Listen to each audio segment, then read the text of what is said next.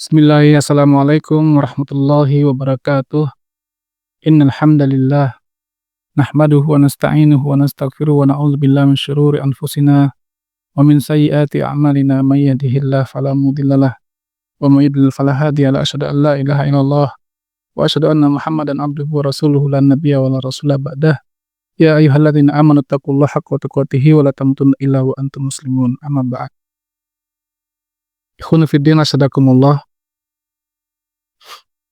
Salah satu video saya yang cukup banyak ditonton adalah yang berjudul "Sayangilah Istrimu". Dan menariknya ya, sampai detik ini tuh belum ada kaum bapak ya yang japri saya atau ngomong, "Tat, kenapa videonya kok ada sayangilah istrimu, tapi nggak ada video hormatilah suamimu?" Nah,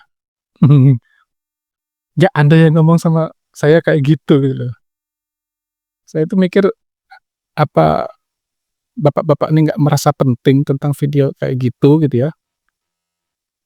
Atau apa ya? Ya, atau terima aja lah apa adanya lah gitu loh. Ya, jalani aja lah gitu ya. Karena saya yakin ya, bapak-bapak ini juga pasti merasa, ya, pembahasan saya kok seperti berat sebelah gitu loh. Cuman jangan-jangan benar ya, perkataan orang yang sering kita dengar, laki-laki itu tidak bercerita. Nah, jadi diam semua. Saya sempat ngomong di sebuah pengajian tuh, saya nggak buat video lah tentang hormatilah suamimu, ya, kalau nggak ada yang minta itu gitu. Cuman akhirnya saya berpikir ulang, kayaknya kalau saya nggak buat video ini, saya ada rasa bersalah ini. Nah, para bapak dan ibu sekalian ya, rahimakumullah, mudah-mudahan Allah merahmati kita semua. Kan tidak bisa kita pungkiri, tidak sedikit kaum istri ini yang, apa istilahnya, dengan suami itu sepertinya kurang ramah, kurang sayang gitu ya, kurang hormat. Nah, padahal kalau kata seorang ulama terkenal ya, Gus Baha itu kan mengatakan harusnya istri itu kan lembut kepada suami, judes kepada orang lain. Kok gitu? Ya alasannya supaya orang lain itu nggak tertarik dengan dia gitu loh. Nah kalau sekarang kan kebalik, dengan suami judes, dengan orang lain malah ramah. Gimana ini? Nah, terbalik gitu ya. Saya kagum dengan perkataan Gus Baha itu, luar biasa, ya kan? Tidak sedikit loh ibu-ibu yang apa begitu, apa ya istilahnya, kasar kepada suaminya. Ya, mohon maaf nih, kadang-kadang kalau kita beda suku aja kan sudah terasa berbeda. Ya, misalnya istrinya orang Sumatera, suami orang Jawa. Ya udah itu, pasti si suami yang Jawa ini dihabisin sama istrinya, ya kan? Nah, harusnya kan nggak boleh seperti itu gitu loh. Ya, dia ini ya adalah suami ibu-ibu gitu kan. Dia itu pemimpin loh. Ya, Allah firmankan di surah An-Nisa ayat 34 kan, "Ar-rijalu qawwamuna 'alan nisa". Laki-laki itu pelindung atau pemimpin bagi para wanita, ya kan? Masa kita dengan pemimpin kita malah nggak hormat, ya kan? Ya, tidak sedikit loh Pak, laki-laki itu yang mengalami ya istilah kasarnya itu ya KDRT lah gitu, walaupun bukan fisik gitu ya, tapi kata-kata. Nah, kata-kata ini kan kadang-kadang bisa jadi lebih menyakitkan daripada tindakan fisik. Ada ungkapan yang mengatakan laki-laki itu makhluk yang paling menyedihkan katanya. Ya, dari kecil sudah sering dimarahin orang tuanya. Karena dia laki-laki kan harus jaga adik-adiknya. Apalagi kalau adiknya perempuan semua. Ketika sekolah dimarahin gurunya, ya kan? Ketika kerja dimarahin bosnya. ketika di rumah dimarahin istrinya. Masya Allah. Ya. Kasihan Bu, jangan begitu kepada suami, ya kan? Nah, Islam itu kan sangat sangat memuliakan para suami ini. Ya, sampai ada hadis yang masyhur yang sering kita dengar mungkin, kata Nabi SAW, "Lam kuntu amiron ahadan ayyasjuda li ahadin la amartul mar'ata an tasjuda li zawjiha." Ya, hadis ini hadis Imam Tirmidzi, hadis sahih. Seandainya aku memerintahkan seseorang sujud kepada yang lainnya, sungguh aku akan memerintahkan seorang wanita itu sujud kepada suaminya, gitu loh, ya kan? Kenapa? Ya karena ini pemimpin. Tapi memang nggak boleh ada manusia sujud kepada manusia. Tapi Nabi mengatakan seandainya, gitu loh. Saking pentingnya menghormati suami itu. Ya. Ada lagi hadis dari Ibnu Hibban, ya. Hadis sahih ini. Nabi SAW bersabda, "Wa nisa'ukum min ahlil jannah al-wadud al-walud al-aud ala zawjiha allati idza ghadiba jalat hatta tad'u yadaha fi yadi zawjiha wa taqul la adzuku ghamdan hatta tarda." Kata Nabi SAW, perempuan-perempuan kalian yang dari ahli surga adalah perempuan-perempuan yang penyayang, banyak anaknya, yang cepat kembali kepada suaminya, yang mana ketika suaminya itu marah, maka dia tidak bisa tenang, sehingga dia letakkan tangannya kepada tangan suaminya dan mengatakan, "Sungguh aku tidak bisa tidur nyenyak malam ini, sehingga engkau ridho kepadaku."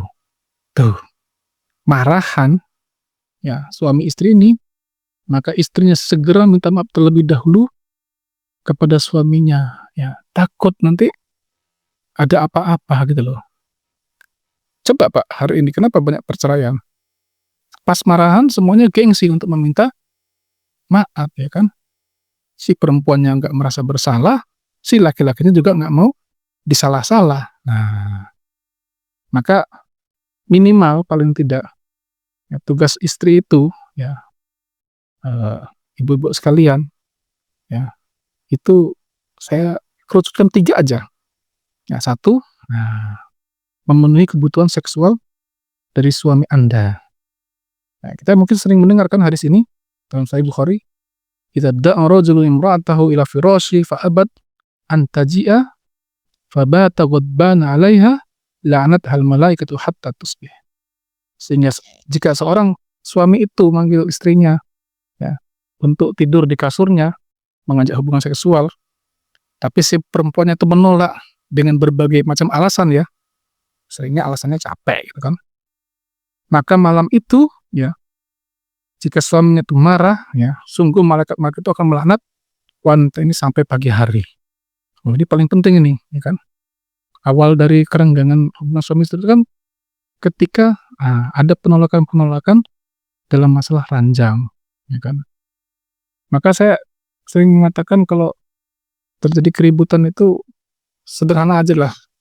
Coba diperbaiki lagi hubungan di ranjangnya. 2, istri itu menjaga kehormatan suami dan hartanya. Dalam hadis diriwayatkan, ya, ini hadis Imam Tirmidzi, ya, "Ala akhbiruka bi khairi ma yaknizul mar'u al-mar'atu salihah idza nazara ilaiha sarrathu wa idza amaraha ta'athu wa idza ghaba anha hafizathu." Nah, maukah engkau aku beritahu apa yang menjadi harta paling berharga bagi seorang laki-laki? Yaitu jika dia memiliki istri yang salihah. Yang mana adalah jika dia lihat wajah istrinya, maka akan menyenangkan hatinya. Jika dia memerintahkan istrinya, taat istrinya. Dan jika dia pergi, istrinya akan menjaga kehormatannya, ya, dari suaminya. Tuh, Ibu, ya, jangan menganggap sepele tentang hubungan-hubungan persahabatan. Tidak sedikit kan kita ngelihat suaminya kerja di mana, istrinya kerja di mana, berbeda pekerjaan, nanti istrinya berangkat boncengan naik motor dengan teman kerjanya laki-laki. Ini bagaimana ini konsepnya ini kan, ya.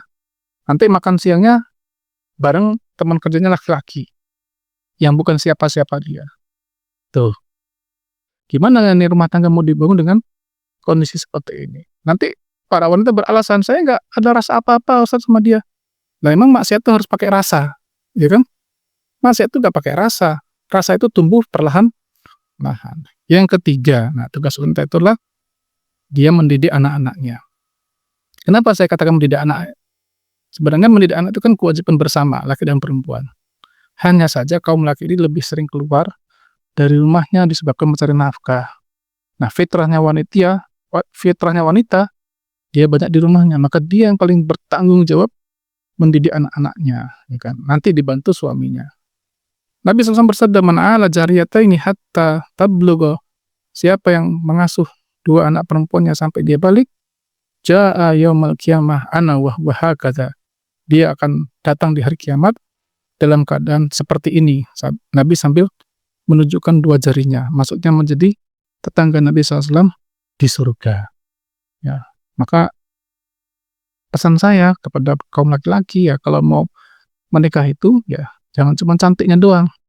Kalau bisa nih ya, pilihlah wanita-wanita yang cerdas. Karena dia akan banyak mendidik anak-anak kita dalam rumah-rumah kita. Kalau dia kurang pintar, kurang cerdas, nanti khawatirnya anak-anak kita ya tadi tidak mendapatkan pendidikan yang sempurna dari ibunya. Wallahu a'lam bishawab.